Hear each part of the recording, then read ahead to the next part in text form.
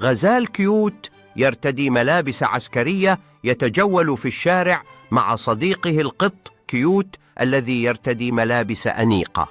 توقف الغزال الكيوت ليشم مجموعة من الأزهار الملونة، بينما القط الأنيق يقفز على ورقة ساقطة، مما يجلب إحساسا بالفرح والصداقة للمشهد. يجلس الغزال الكيوت والقط الأنيق معا على مقعد في الحديقة، يتشاركان وجبة خفيفة بينما يراقبان المارة.